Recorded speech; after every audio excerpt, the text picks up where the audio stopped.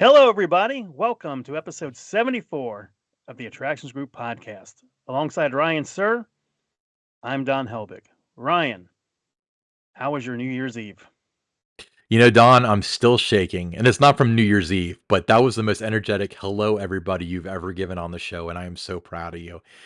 New Year's Eve was great. I actually spent it at Kings Island. They do a New Year's Eve thing, so they have Winterfest from 4 until 10, and then from 10 until this year was midnight. It's been one other years, but they do the most high energy, awesome New Year's Eve event with a DJ and noisemakers and the stupid like top hat things that say Happy New Year on them, followed by a fantastic fireworks show at midnight. So I really enjoyed mine. What did you do for New Year's, Don? Very uneventful. I'm not a big New Year's Eve type person, never have been. There were a number of years when I was working in professional hockey, there was always a game somewhere that we played on New Year's Eve. So never really got into, wanting to go out and do different type of things. So it was very, uneventful, like it's been for the last several years. Stayed at home, watched football, watched a couple movies, had some good food, good snacks, and just really relaxed and enjoyed the night. Yeah, definitely. To each their own, really. I mean, I don't really like drink too much and stuff, so I'm not a big like let's go out and party kind of guy. But I definitely have the FOMO with New Year's Eve because it only comes like once a year. That's why I kind of dread my birthday too. It's Yeah, because I always feel like I need to do this, I need to do this, I need to do this because it's only once a year. But it's like it's just any other day, you know. yeah, I ended up, going through a case of Mountain Dew Zero on New Year's Eve. So Hey, that was my are that's you what off I drank on New Year's Eve. are you off the diet Mountain Dew? Do you ever have that? I've been doing the Mountain Dew Zero now for a couple years. Diet Mountain Dew is the most gross, disgusting insult to humanity ever. Mountain Dew Zero is just like Mountain Dew, which is delicious up until the sweetness is too much. But hats off to you for drinking the Zero stuff. I like Coke Zero personally, but I don't. I drank a lot of Coke Zero too, but Mm, mostly the go-to right now is the Mountain Dew Zero, but a big fan of Coke Zero as well. yeah. So, what do we got this week, Ryan?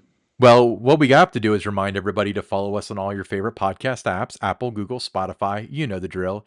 Make sure that you subscribe on YouTube, hit the like button. Yeah, all this stuff that your little YouTube friends tell you to do. Do that for us too. But we're going to take a look back. 2023 was a huge year for Florida parks. So we're going to take a look back at the different news stories that kind of like rock the world or really significant to the industry in Florida in 2023. So, Don, why don't you start with the first one?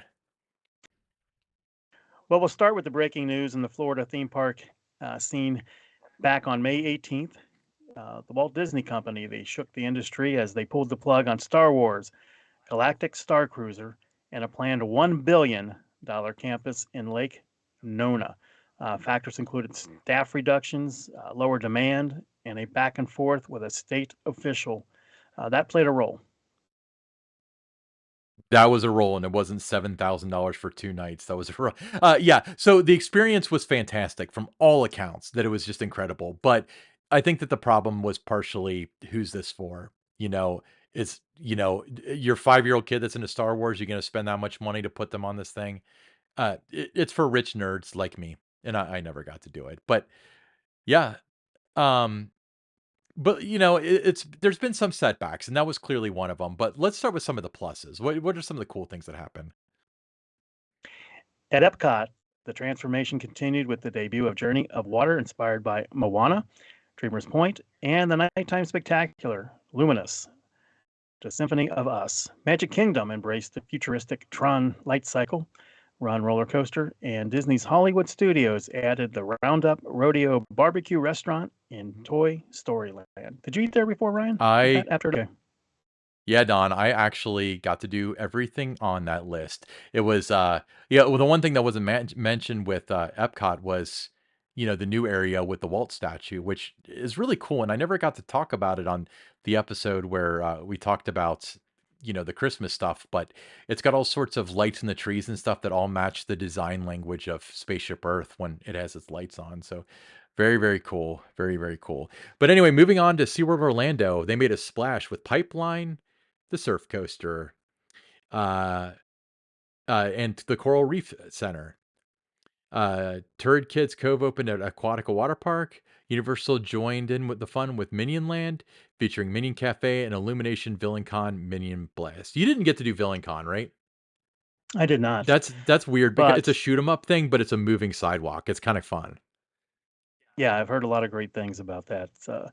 But the addition didn't stop there.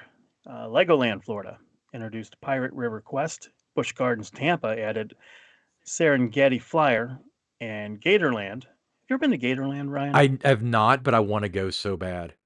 You got to go. It's. I mean, I'm a big alligator fan, so I loved it. But they unveiled the adventurous Croc Rock. Kennedy Space Center. We never talk about that much on this podcast, but the visitor complex debuted All Systems Are Go with a Peanuts puppet show. I could talk all So day much to about do in there Kennedy. that so much to do there that we never really get to talk about on this, let alone experience it when we're in Florida. Have you been to the Kennedy Space Center? I have years ago, Okay. but yeah, Did you go there when the shuttle was there? yes, back way back then, The yes. shuttle thing is the coolest thing ever. My gosh. Okay. We'll talk about Kennedy Space Center in a different episode. So idea. And on International Drive, Lonely Dog Orlando, a 360-degree animated adventure, opened its doors, featuring 35 projectors for a unique visual experience. Put that on our list of things we haven't done yet too. I think that's really Nope, cool. haven't done that. Now let's turn our attention to the enhanced attractions. Sometimes that's as big a deal as a new attraction. Notable among these was the Hatbox Ghost moving into Haunted Mansion at the Magic Kingdom and character additions in It's a Small World. I didn't know that they added characters to It's a Small World. Yep, there were some additions there. Oh, really? I'll have to look into that. I didn't know that they like ever did that. But the Hatbox Ghost I did get to see. That's actually really kind of cool. All right. So, Epcot's Flower and Garden Festival showcased new topiaries of Princess Tiana and characters from Encanto. Icon Park's wheel added the Great Florida Road Trip, blending the state history with the interactive game. Next, we have Legoland. Florida continued its phased rehab of Miniland USA, and SeaWorld included a silent dance party in its summer festival schedule. Silent dance parties are funny, like the silent discos. Anyway, so moving on to the extra extras, Orlando Science Center reimagined Orticon and introduced its first Spark STEM Fest. Universal experimented with Taste of Terror, a food-driven precursor for Halloween Horror Nights. I like that Taste of Terror. That sounds like something I I've want to seen that do. on YouTube, and the food looks really, really good. The Horror Night stuff is all done right, but that's maybe on my list for next year. I'm kind of want to do Yeah, it. but Taste of Terror, that makes you want to try it, doesn't it? Yeah, terror has to be delicious if you're the one causing it. All right, Disneyland's Hollywood Studios presented another after-hours holiday option with Disney Jollywood Nights. Island H2O Water Park ramped up its calendar with family foam events, adult-only nights, and holiday nights featuring an elaborate lights display. Yeah, you talk about working to make yourself relevant in the winter. That's pretty good because it's warm in Florida. Maybe not warm enough for a water park in December, so you do lights. All right. Titanic, the artifact exhibition on International Drive, got creative, offering a dress to impress tea time experience. I guess we can put that on the list of Uh, things we've never done before. I've actually driven past that several times. Yeah, driven past it, never stopped to experience Hmm. it. Maybe have to take a look at that. We need more time though. When we go, you and I normally take those shorter trips. We're there 3 or 4 days. We're not there on those, 7 to 10 day vacations anymore. So maybe we need to kind of take a look at that and just spend more Hey, quality time in if Central you buy Florida. your annual passes that you've told me you're going to buy, we'll make bro trips down there, and we'll nightlife in on iDrive and see some stupid tourist stuff. I'll sell my son a piece of track to finance that annual pass. Right. Um, yeah. Now let's explore the creature features. Gatorland made headlines by nurturing a young gator without her top jaw, welcoming the birth of a rare. Uh, I can't really pronounce this word. Leucistic alligator, and adding baby Florida panthers. Baby Florida panthers. Leucistic is how I pronounce it in my head, so I believe you're correct. Cystic. I have Okay. no idea. Well, I want to make sure. I mean, some of these. I mean, there's a lot of big words in these Florida attractions in there. Yeah, they definitely challenge you. It's educational, like Epcot used to be. All right. So SeaWorld stepped in with the transfer of a manatee for medical attention, and earlier, three endangered small-tooth sawfish were born. Disney World had its share of new arrivals, including a Shetland pony. I was very careful by saying that, and a second generation elephant and twin ptarmigan monkeys. I actually got to do the Animal Kingdom exhibits, like the actual animal exhibits, one time this year, and it was a lot of fun. Yeah, I like elephants, don't you? Of course, no, they never forget. That's right. Discovery Cove's flamingo chick named Maya and Orlando Science Center's exhibit titled Dogs added a touch of charm. Not to forget, Give Kids the World, one of our favorite places, the kids Give Kids the World Village. They loaned a Triceratops to Universal for placement outside its Jurassic themed tribute store. Very cool. All right, shifting gears to the operating room policies, procedures, and processes continue to evolve. Disney World resumed sales of new annual passes. That's me. And Universal implemented photo recognition for identification at some locations. I did get to use that. I meant to talk about that in another episode. So they have you look at a thing and it scans you. The first time you do it, it's kind of a pain, but after that, it's like you scan and it's yeah. Okay, go. Good, good. It's actually pretty cool. Moving on to SeaWorld, they adapted its extreme weather policy. Universal Parks and Resorts underwent a name change to Universal Destinations and Experiences, and the Kennedy Space Center Visitor Complex achieved certified autism center status. Good for them. I think that's awesome. Yeah. Yeah, and speaking of returns, a few old favorites made a comeback in 2023. Well, SeaWorld Orlando brought back its Pearl Divers near Sky Tower. Tram service started running at Epcot and Hollywood Studios, and Pixar Place reopened at Hollywood Studios.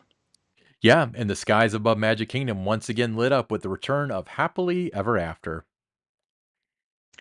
But unfortunately, Ryan, it wasn't all about returns. We also bid farewell to some cherished attractions. Yes, Don, can we take a moment of silence once again for the Star Wars Galactic Star Cruiser? Forget that. I don't even like Star Wars. Let's take a moment of silence for Poseidon's Fury at Islands of Adventure. I mean, come on. You got to experience that with me. It was me, you, and listener of the show, Dave. I'm not going to say your last name because I don't know if you want me to, and my girlfriend Erin. We got to experience that. I was so glad that she got to because you always know I don't want to say ride, but that walkthrough experiences days were numbered, and the day came very soon after we got to experience it. So I'm so glad that we got to. Um, and then Legoland Florida's Flying School Coaster, I actually got to ride that. That went away as well. And Busch Garden Tampa's Sand Serpent all saw their final days. So Sand Serpent was like a quintessential wild mouse. So not missing a lot there, but Busch Garden Tampa's got a lot of cool stuff coming in the future. So don't you Yeah, worry. always sad when things go. Also, Kid Zone, including the Woody Woodpecker themed coaster, was boarded up and making way for a DreamWorks themed area at Universal Studios.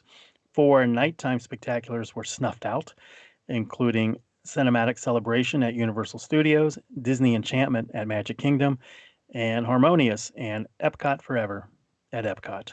Yep, two Epcot shows. And then Luminous is good though. Um, yeah. Anyway, so notably, Splash Mountain is no longer making its rounds at Magic Kingdom. The ride's being transformed into Tiana's Bayou Adventure with a targeted opening date of late 2024. And it's been a roller coaster of changes and additions in the theme park scene as we end 2023. And then, for you and I, Ryan, I can't wait to see what the future holds in 2024. Yeah, I can't. I mean, 2024. We're getting real close to that Epic Universe opening. Yeah, end of this year, early next year. At the very least, by December, that'll be a full-fledged amusement park you can drive by and at least see, and that'll be really, really cool. So what a year for theme parks. We have to have 6 items per week for the Pick 6, so thank God a lot of this stuff happened. Yeah, I mean, we mentioned a lot of these different things, throughout the year in our, whatever, 50 episodes that we did. And, um, when you recap it just like this, I mean, you can tell there was a lot going on.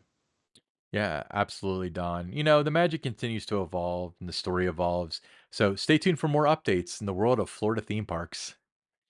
All right, Don, it's time for our listener question, and this one is coming into us from Toronto Ty. This one's probably directed to you. How many carousels have you personally been on, and which one is your favorite?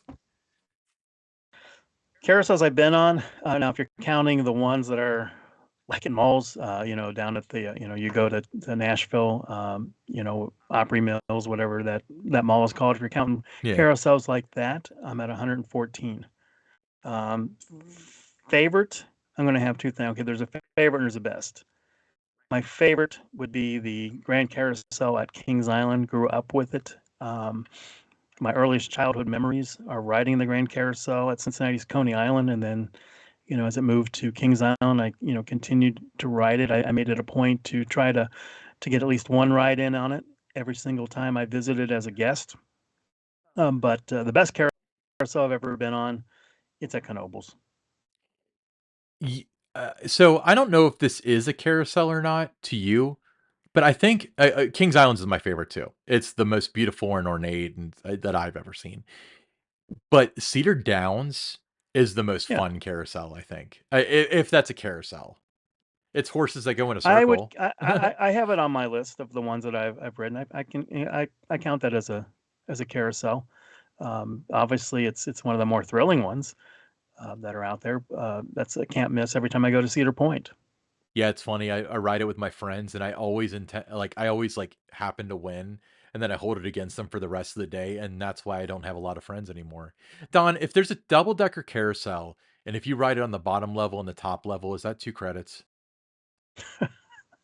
Because you're We're riding gonna at have to do two. a story. We're gonna have to do a story just on credits. What's a credit? What's not a credit? Doesn't matter. All those kind of things. I know I've been working on a blog about that. Um, you know, it is two different experiences. It's two. When you It's look at it two that way. I mean, I altitudes, mean, about I mean, 12 I feet mean, it apart. is. When I I rode the one at the Great America out in California. Great America. Outside Chicago, Six Flags Park. And I'm counting those on my list as one right now, but the argument could be made that it's two because it is two different experiences because of the, again, like you said, you're up a lot higher. It's a different ride experience up high than it is down That's low. true. The air is thinner, so it's a lot more of a risk of passing out. They're Get a different view from the top. Yeah, you get a different view different and view. all You could kinds of find things. out that, like, your dad has a bald spot from up there. I mean, there's just a world of difference between the top and the bottom. When we do an episode on credits, that's going to be an interesting one, and I'm sure we're going to get a lot of feedback on that. By feedback, you mean hate and disgust. No, I'm just kidding. Um, we should probably address certain things with, like, Twitter and see what people think, and we can give our opinions. Like, is this 2 credits? Like, if they like, with Son of Beast 2 Oh, we'll credits? do that for I think we sure. should do that Yeah, yeah, yeah. beforehand. We'll do that for But sure. anyway, yeah, great question. Yeah, we love carousels, but awesome, cool. Hey, stick around. We got the pick six coming up next.